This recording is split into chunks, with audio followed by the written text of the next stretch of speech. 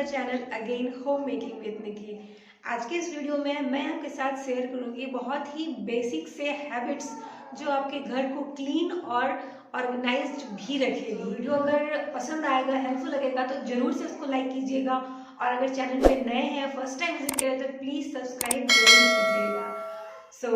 अभी तक आपने अगर मेरी पिछले वीडियोस को नहीं दिखा है जिसमें आपने बहुत ही ज़्यादा प्यार दिया, जो कि नॉन मॉड्यूलर किचन के लिए, जिनका किचन छोटा है, उससे भी रिलेटेड वीडियोस को अगर नहीं देखा तो प्लीज़ जाकर के चेकआउट कीजिएगा और आज के इस वीडियो को ज़रूर से पूरा एंड तक देखिएगा। स्टार्ट कर लेते हैं आज का ये बहुत ही इंटरेस्टिंग सा वीडियो।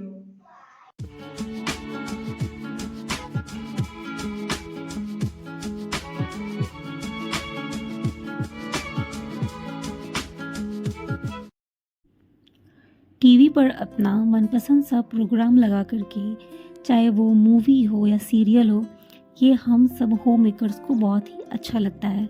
लेकिन बहुत बार हमें उतना टाइम नहीं मिलता कि हम उसमें निकाल के कुछ अपनी पसंद की चीज़ें ही देख सके। तो जितना भी टाइम मिलता है हम सोचते हैं कि उसी टाइम में खुद को थोड़ा इंटरटेन कर लिया जाए। तो उस टाइम हम अपने कंफर्ट के लिए पिलो वगैरह का यूज़ करते हैं और बहुत सारे सॉफ्ट टॉय भी रखे रहते हैं, बेड पर हो गया या फिर आपके जो लिविंग एरिया हो गए वहाँ पर। तो उसे वैसे ही नहीं छोड़नी है। हम जब भी उस चीज़ को यूज़ करते हैं तो वापस से उस जगह को रीसेट करना ये हमारी रिस्पॉन्सिबिलिटी है। वापस से पिलो को उसी की इस जगह पे रख देनी है और बेडशीट वगैरह कुछ भी मैस हुआ है तो उसे क्लीन कर देना है। तो ये छोटी छोटी हैबिट्स ना बहुत ही बड़ा वर्क करती है और हमारा घर हमेशा ऑर्गेनाइज्ड भी रहता है।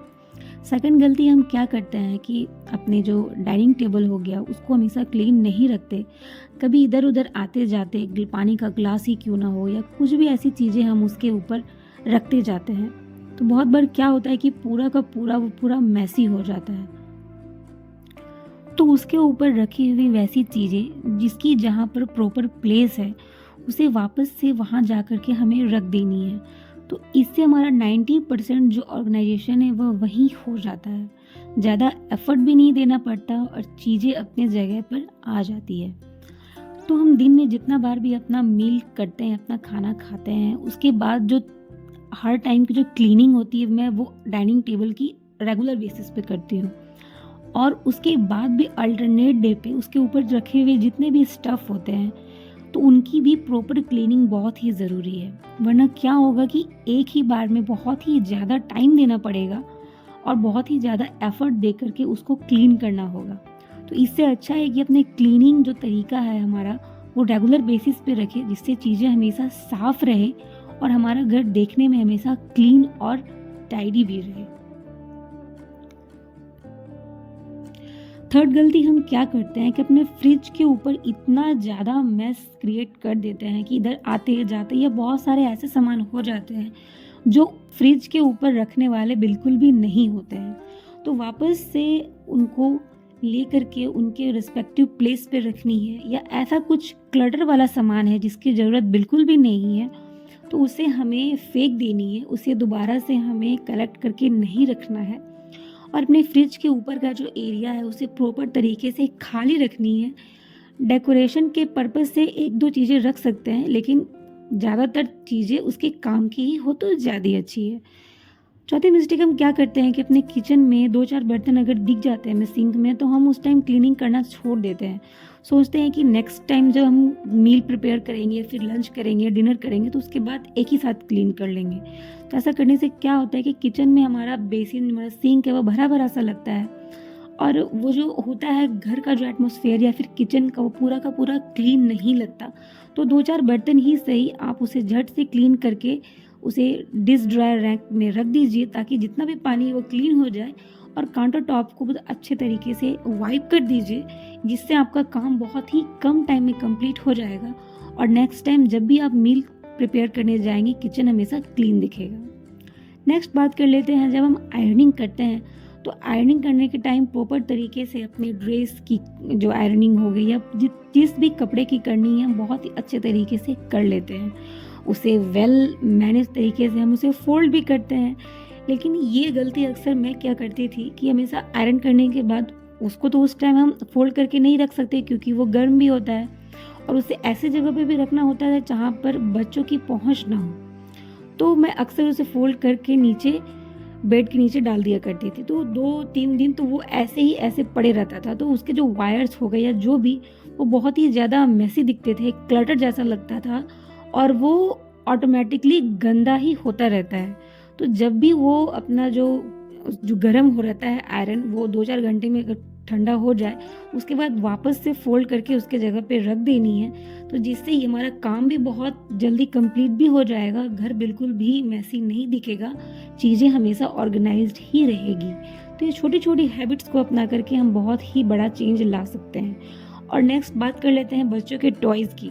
ये अक्सर घर में बहुत ही ज़्यादा जो क्लटर होता है, वो विजुअल क्लटर, हमेशा इधर-उधर वो हमेशा पड़े के पड़े रहते हैं। तो हम अगर ये सोचें कि ये बच्चे सुबह खेले हैं, शाम को फिर खेलेंगे तो छोड़ देते हैं ऐसे ही, तो वैसा नहीं करना है। अगर उन्होंने सुबह खेला है, बीच में अगर वो लंच करके अपना सो रहे हैं, तो वापस से जा कर के हमें उसे रख देनी है। और बच्चों के टॉयज़ को आप अपने अच्छे तरीके से ऑर्गेनाइज़ करने के लिए इस तरह कार्डबोर्ड के बॉक्सेस का भी यूज़ कर सकते हैं, जिससे वो हमेशा बच्चों की रीच के अंदर रहेंगे, दिखते रहेंगे, वो खुद से निकाल के भी यूज़ कर सकेंगे और हमारा बहुत सारा टाइम भी सेव होगा।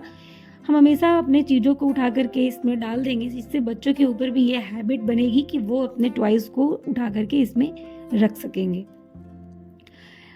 तो नेक्स्ट बात कर लेते हैं इस तरह के छोटे-छोटे कपड़ों की। जब हम इस तरह के छोटे-छोटे कपड़े धोने के लिए जब इकट्ठे करते जाते हैं, तो ये इधर-उधर हो जाते हैं। कभी सॉक्स के पेयर नहीं मिलते, कभी कोई हैंकी इधर-उधर हो जाता है। तो इसे फिक्स करने के लिए इस तरह का जो पुराना पिलो कवर होता है हमारे घर में, उसे ले लेनी है और उस पिलो कवर के जो ऊपर का जो पोर्शन जहाँ से हम पिलो को इंसर्ट करते हैं, वहाँ पर एक छोटा-सा कट लगा देना है, ताकि हम उसके अंदर अपने हैंगर को डाल सकें। और उसके अंदर से हम हैंगर को इंसर्ट करेंगे और हमारा बहुत ही अच्छा सा नो कॉस्ट जो होता है लॉन्ड्री बैग, वो रेडी हो जाएगा। अब जितने भी बच्चों के छोटे-छोटे कपड़े हो गए या फिर हैंकी हो गया, इस तरह के सारे कपड़े इसमें मैं ईज़िली कलेक्ट कर पाती हूँ और जब वॉश करनी रहती है उसमें से निकाल के मैं वॉश कर लेती हूँ। तो इससे चीज़ें भी इधर-उधर नहीं जाती है और हमारा एकदम ज़ीरो कॉस्ट में बहुत ही अच्छा सा ऑर्गेनाइज़र भी बन जाता है। तो हम होम मेकर्स बिना एक भी पैसे खर्च किए बहुत सारी किफ़ायती चीज़ें बना लेती हैं, तो इस बात पे एक लाइक तो बनता है।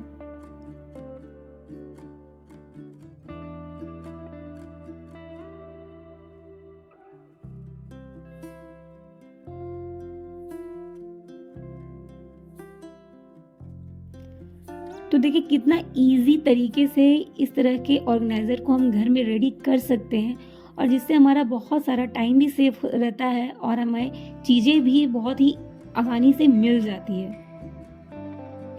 तो मैंने इसे अपने वॉशिंग मशीन एरिया के बस जस्ट सामने रखा है। अगर आप इसका यूज़ नहीं करते तो अपने जस्ट बाथरूम के पीछे बैक डोर में भी लगा करके रख सकते हैं और वॉश के टाइम जितने भी कपड़े हो आप उसमें से निकाल के धो सकते हैं। तो नेक्स्ट बात कर लेते हैं इस तरह के बच्चों के मेडिसिन्स की। तो बच्चों के मेडिसिन जब बच्चे बीमार पड़ते हैं तो इधर-उधर घर पे फैले रहते हैं, तो वो भी एक बहुत ही ज़्यादा जो मेसी होता है वो दिखना स्टार्ट हो जाता है, क्लटर की तरह लगता है। तो जितने भी मेडिसिन्स बच्चे को हम दे रहे हैं या जो भी ज़रूरी है उन्हें एक ही बॉक्स में ऑर्गेनाइज़ करके रखिए, चीज़ें भी एक जगह मिलेगी और घर हमेशा ऑर्गेनाइज्ड लगेगा।